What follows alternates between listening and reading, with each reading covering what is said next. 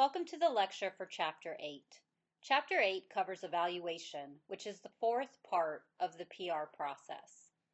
In this lecture, we will discuss the most widely used methods for evaluating public relations. Currently, about 5% of budgets go to evaluation, but like research, the number should be closer to 10%. Let's begin by going over a key definition for the chapter. Evaluation is defined as the systematic assessment of a program and its results. It is a means for practitioners to offer accountability to clients and to themselves. Accomplishing evaluation is based off of the objectives that you create for a PR program. The textbook offers several tips on this process.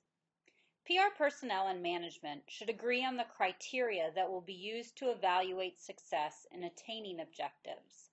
This means the objectives for the program plan should be results-driven and should be measurable.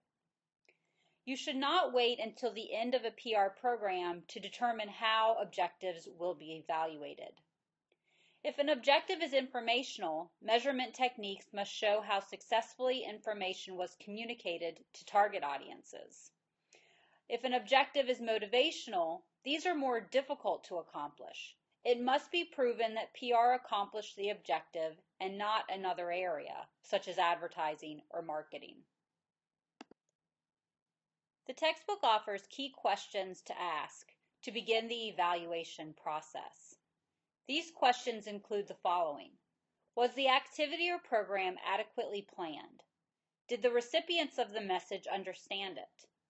How could the program strategy have been more effective? Were all primary and secondary audiences reached? Was the desired organizational objective achieved?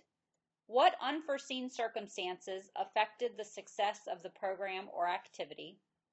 Did the program or activity fall within the budget set for it? And what steps can be taken to improve the success of similar future activities? The most widely used methods for evaluating public relations efforts include measurements of production, message exposure, audience awareness, audience attitudes, and audience action. We will go into each of these more in depth. Let's begin with measurement of production. Measurement of production is used to give management an idea of staff production. With this measurement, practitioners simply count the number of news releases, feature stories, photos, guest editorials, and blog postings posted in a given time. This is considered an elementary form of measurement that is not believed to be meaningful. It shows quantity of information, but does not give quality of information. A second type of evaluation is measurement of message exposure. This is the most widely practiced form of evaluating PR programs and looks at the number of print and broadcast mentions or clips a program has. Usually, this is conducted for companies by outside services. The result of this electronic research gives organizations and firms a count of how many media stories were generated. Message exposure can be evaluated through media impressions, tracking internet visitors, advertising value equivalency, systematic tracking, request and 800 numbers, and return on investment. A third type of evaluation is measurement of audience awareness. This is a higher level of evaluation that assesses whether an audience became aware of the message and understood it. Survey research is used to gauge what audiences remember about the messages put out by PR programs. In this, participants are asked to watch a television program or news story, and the next day they are asked to find out what message they remember. A fourth type of evaluation measures changes in audiences' perceptions and attitudes. This is conducted by doing pre- and post-measurements of attitudes. This means that a company will survey a public about their perceptions or attitudes, run a program, then test the audience after the program runs to determine any change in the audience attitudes. A fifth type of evaluation is measurement of audience action. Often companies don't just want publicity, but instead they want people to act. This can include actions such as writing letters, buying tickets, or making donations. This would be measured in bottom line outcomes such as dollars earned or dollars lost. PR professionals can also conduct evaluation through measurement of supplemental activities.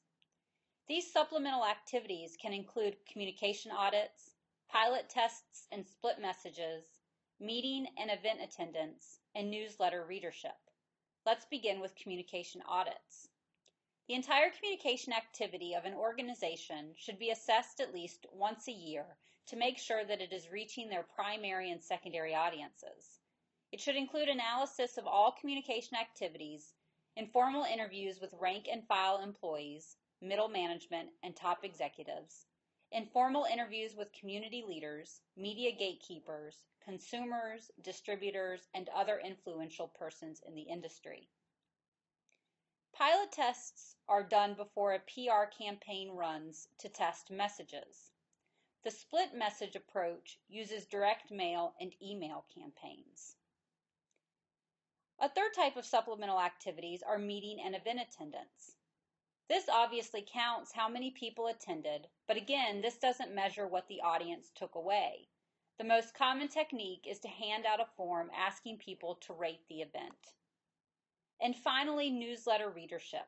This can assess different newsletters that go out within an organization.